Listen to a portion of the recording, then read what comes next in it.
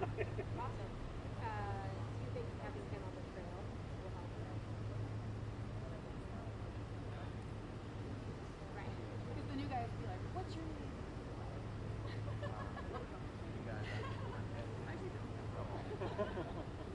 I need volunteer to work in my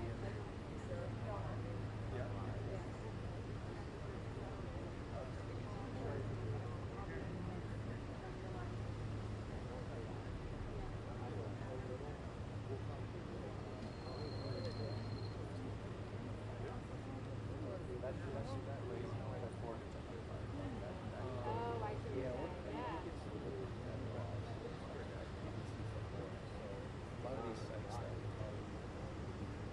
most likely secure is a national event. Yeah. Those people will all be.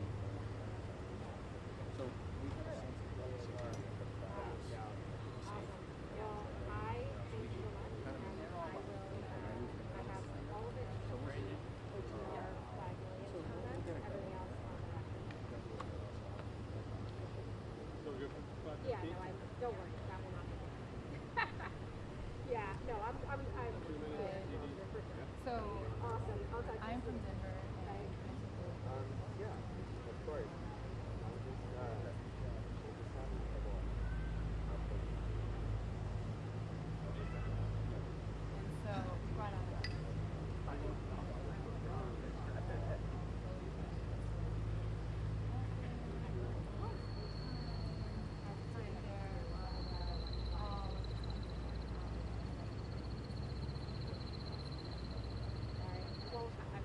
and I was upset because the round I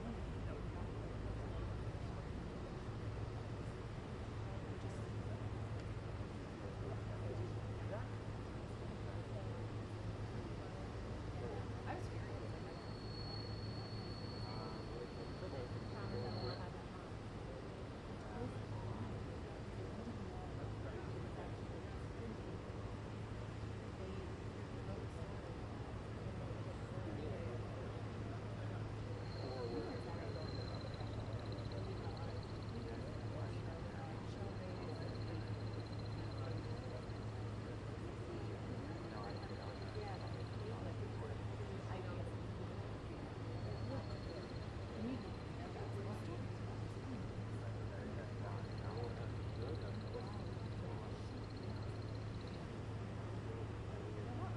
Yeah, right. That's what you want. That's what you want.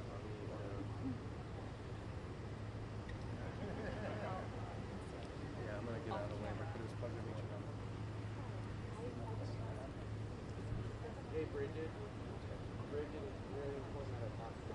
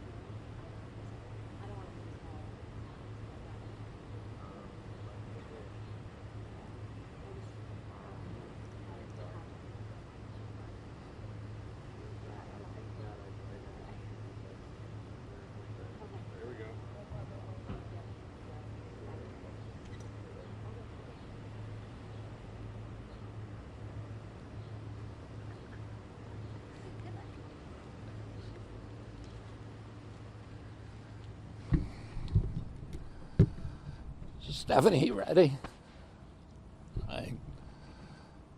Hello, everybody. Thank you for coming.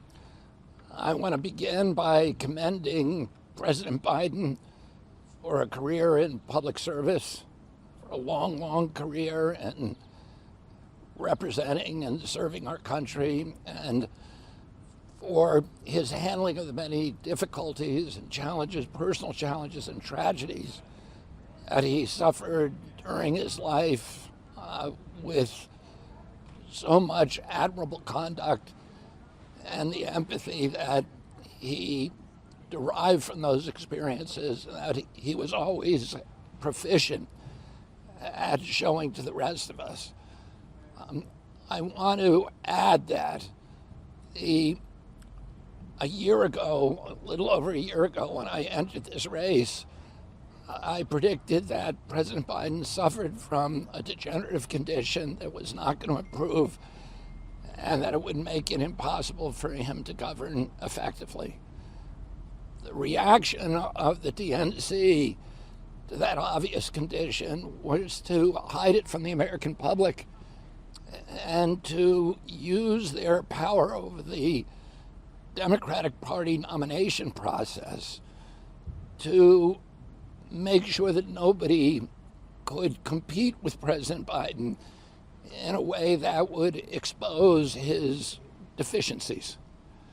And as a result, we are where we are today, which is in a period of crisis.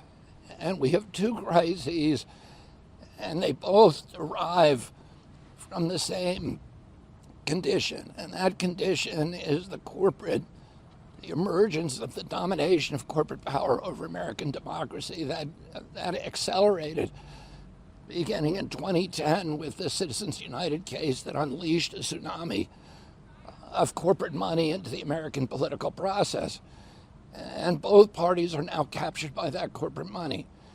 And they've lost any kind of authentic connection to the American people or to the populist goals of the Republic and of democracy. On the Republican side, President Biden promised the last time around that he was going to drain the swamp.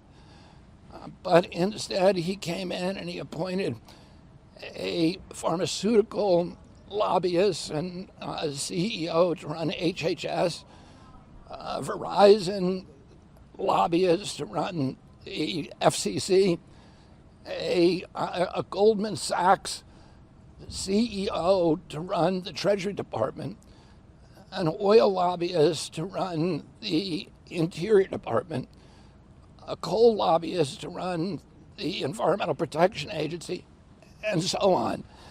And only today, President Trump has announced that in his new administration, should he win this election, that Jamie Dimon will be his choice as Commerce Secretary, and that Larry Fink, the director of BlackRock, will run the Treasury Department. This is the swamp. These are swamp creatures. And his pick as vice president is a salute to the CIA and to the intelligence community and to the military-industrial complex. Their gravy train is going to continue. And President Trump has a connection to the American people, a populist connection, but in many ways it's the same fraudulent connection that we saw with the DNC over the past year, concealing the real purpose of their objectives, which was to give us a president that represents corporate interests rather than the interests of the American public. We've seen two presidents who aren't really addressing any of the issues that are critical to our country. We have, if you look at President Biden and President Trump, you can look at them and say these are very different people. Their dispositions are different, their personalities are different, their expressed ideologies are very, very different. Their approach to politics could not be more distinct. But if you actually look at the policies over which they differ, over the landscapes in which they're staging this election, it's a very narrow Overton window of of guns, of culture war issues, of abortion, of trans rights, etc. And the big existential issues that are actually facing our country are never addressed. The biggest of these, perhaps, is the national debt, which is now $34 trillion.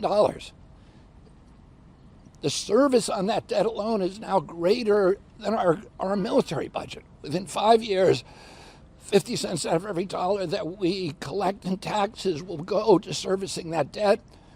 Within 10 years, 100%. This is not sustainable. President Biden, President Trump offer no solutions. President Biden, on his webpage, has no policy issues addressing this or any other policy. He has a picture of himself and saying that we're going to finish the job, but he doesn't tell what job he's going to finish. If it's the job of running up the deficit till it's completely unsustainable, that's something that the American people should know about. President Biden can't talk about it, and President Trump can't talk about it because they're the ones chiefly responsible for running up that debt. President Trump came into office saying he was going to run the presidency as a business. He was going to balance the federal budget. And instead, he ran up an $8 trillion debt, more than all the presidents combined since George Washington. And President Biden is now on track to beat that number. So neither of them are even going to talk about this most existential issue. Another existential issue is our addiction to foreign wars. Both men have said that they're against war, and both men are feeding the war machine. The Ukraine war is a war that should have never been fought. It should have been settled. President Putin has offered twice to settle that war on terms that were enormously beneficial to the Ukrainian people and to the American people and to our security in Europe. And yet, President Putin initialed an agreement. President Zelensky initialed that same agreement in April of 2022. And President Biden sent Boris Johnson over to force Zelensky to tear up that agreement. And since then, it's probable that over 500,000 Ukrainian kids have died unnecessarily in a war that is enriching BlackRock because they own all of the military contractors that are supplying that war. And BlackRock not only has the contract to destroy Ukraine, but it also now has the contract which President Biden gave them to rebuild Ukraine. Neither of these presidents is going to deal with the chronic disease epidemic. When my uncle was president, 6% of Americans had chronic disease. Today, 60% do. Diabetes alone, when I was a kid, the typical pediatrician would see one case of diabetes in his career, or a 40 or 50-year career. Today, 1 out of every 3 children who walk through his office door is diabetic or pre-diabetic. And nobody's talking about why this is happening. The cost of dealing with mitochondrial disorders in our children, dysfunction, which is diabetes, is now greater than our military budget. The biggest cost to our nation is the cost of treating chronic disease, $4.3 trillion annually. It's 5 times the price of our military budget. And nobody's talking about why did autism go from 1 in 10,000 in my generation and 70-year-old men today, right now, and yet my children's generation is 1 in every 34 kids, 1 in every 22 boys. Shouldn't we be looking into this? Shouldn't we be doing the science to figure out what's causing it? We know that it's an environmental exposure or an accumulation of environmental exposures. Genes don't cause epidemics. There has to be an environmental toxin. And all the corrupt merger of state and corporate power has been overseen by both political parties. It's something neither of them, the capture of our agencies by the industries that they're supposed to regulate. Our regulatory agencies have been turned into sock puppets of the industries they're supposed to protect us against.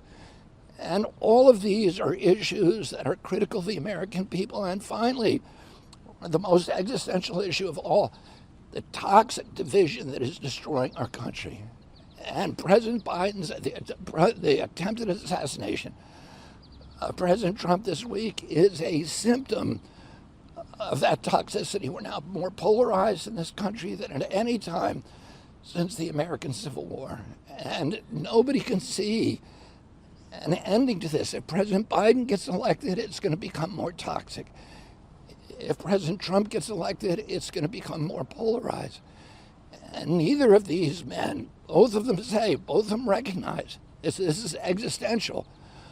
But both of them, neither of them can do anything about it. Why? Because they feed on it. They feed it. They fuel it. And they are the products of that division. So we need a leader who can stop feeding into the vitriol, stop feeding into the anger, stop feeding into the marginalization, the polarization, and who can find those values that bring Americans together rather than focusing on these toxic issues that are intended to keep us all apart. And it's the BlackRock, the State Street, the J.P. Morgan who are profiting from that division. The very people that President Trump has promised to appoint to run our government who are profiting on it, because it's like the jangling of keys. They're saying, look over here, look at abortion, look at freedom of choice, look at trans rights, look at gun rights. And while we're all staring at each other's throats on those issues, on the jangly keys, they're robbing the bank over here. They're shifting the wealth upward to this new oligarchy of billionaires. And both President Trump and President Biden engineered the lockdowns. In 500 days, they created 500 new billionaires. And they shifted $4.3 trillion northward from the American middle class to this new aristocracy that we have. And it's destroying our country. We need a change. If people want more of the same, they can vote Democrat and they can vote Republican. The only way we're going to get a change in this country is if people come together behind the one candidate who is independent, who has vowed to have a unity government, to bring Republicans and Democrats and others all together in a way that finds common ground in our country. A candidate who's the only candidate who's pro-choice, who's pro-environment, who's pro-civil rights, and who beats Donald Trump by 14%. There is no other candidate who can beat Donald Trump. Look at all the polls that have been done over the last year. I beat Donald Trump, and nobody else can. Thank you very much. The bottom half of your tweet talked about the nomination process in Chicago next month. Can you talk about that moving forward, on your kind of thoughts on being a neutral policy on who the Democrats finally nominate? Well, I care about our country more than I do about my election or anything else. And I think we need political parties that are actually attached to the American people, that are serving the interests of our republic. And if the Democrats do what I suspect they're going to do, which is to anoint Kamala Harris, a vice president who is monumentally unpopular within her own party, but they're doing it because it's the easiest way to hold on to the money, and she's the police. And I think if they don't open up the process, that it really is going to discredit this political party that I would remember all of my years. I can break the back of that to create the illusion of a democracy, but in fact, it's a cabal that is choosing the same way the Soviet Union did. Russia has elections.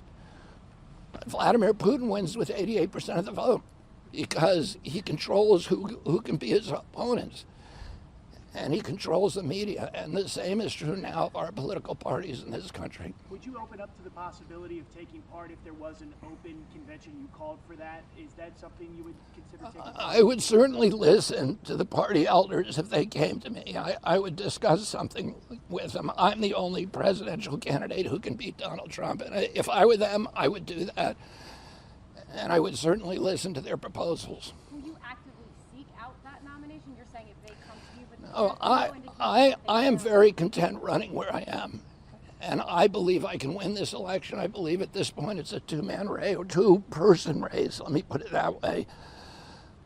And, and that I'm in the best position to win. And if the polling then shows that you're not in the best position, whoever the Democrats go with, whether it's Vice President Harris or someone else, will you, because what you cite often are your internal polls. So if your internal polls show that you will actually lose, would you step down and step aside? If Well, someone I would get, that's an interesting proposal, and I would consider taking that proposal if the other candidates did the same. You mentioned Kamala Harris is who you said that the Democratic Party appeared poised to put into that position. You were critical there, obviously, of President Biden's policy. What, if anything, is different? How do you compare yourself to Kamala Harris if she does become the Democratic nominee for president? I think, Kamala Harris is the party of war. She is, she's a war hawk. The Democratic Party was always the peace party. Kamala Harris is a war hawk on Ukraine. She's a war hawk on China. I think that we should be figuring out ways to coexist with the rest of the world as best we can. Of course, we need to protect our national security. I think she's not going to do anything about the national deficit. I've never heard her speak about the chronic disease epidemic, I think she's a product of the corporate control of our democracy.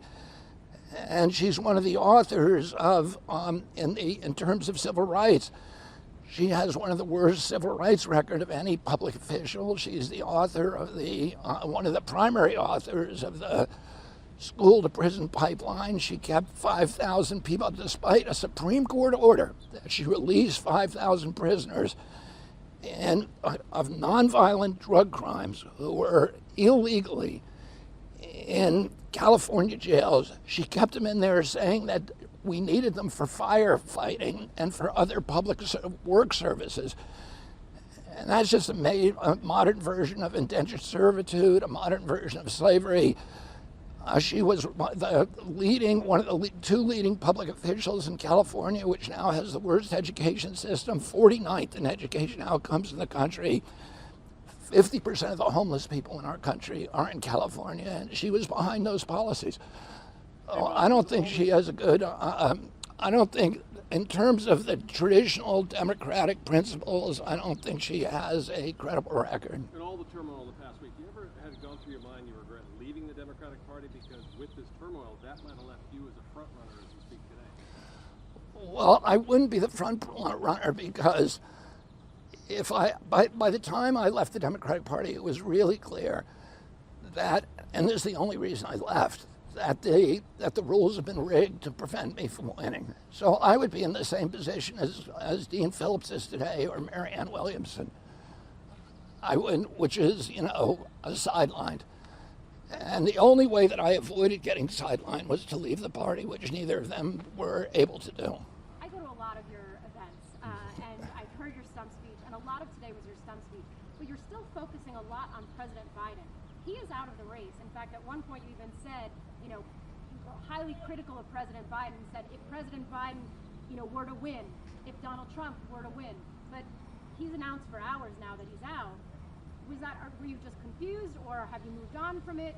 It stood out. I was making a point about there being very, very little difference between the two parties, and the current iteration of President Biden's policies is Kamala Harris, who has never voiced any differentiation, any distinction between herself and President Biden.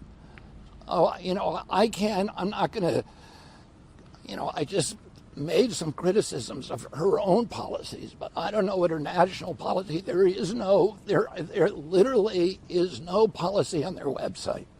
So we don't know what she stands for. My assumption is, according to her, that she stands for all the things that President Biden stood for. There's no difference. Does this affect your campaign moving forward? Well, I think everything affects my campaign. I can't tell you how, and I try not to make predictions because I try not to do spin. And I think, as any of you can see, that we're living in a very, very dynamic situation now. It's unprecedented in American history. In fact, the closest thing to this, when I look back on American history, is the 1968 primaries where my father participated and was killed. And ironically, the convention, the Democratic convention this year is being held once again in Chicago. And in 1968, the Democratic Party tried to fix that convention with Mayor Daley basically anointing Hubert Humphrey, who was the DNC's choice, and there was chaos that erupted, and it destroyed the Democratic Party for a decade. So I think we have a lot to learn from that history. As I think Mark Twain said, that history doesn't repeat itself, but it rhymes, and it's really rhyming right now. Mr. Guinea, you said you are the candidate to beat Donald Trump. You mentioned that multiple times, yet I think for the debate in June you failed to qualify for that. What is it that you see that makes you confident that you can not only beat Donald Trump, but also whoever the candidate will be? Well, I would point out to you that I qualified for the debate better than any other candidate. Clearly, we all see today that President Biden is not going to be on any ballot. I was on the ballot, and I have enough signatures to be on the ballot today in 29 states. I exceeded the polling thresholds that CNN established. I had 6 polls where I was from their named polling groups, where I was over 15%, and they arbitrarily excluded them. So I believe that I will continue to qualify for the next debate, and hopefully they'll put me on the stage this time. If you don't make the debate the next time, will you take that as a sign?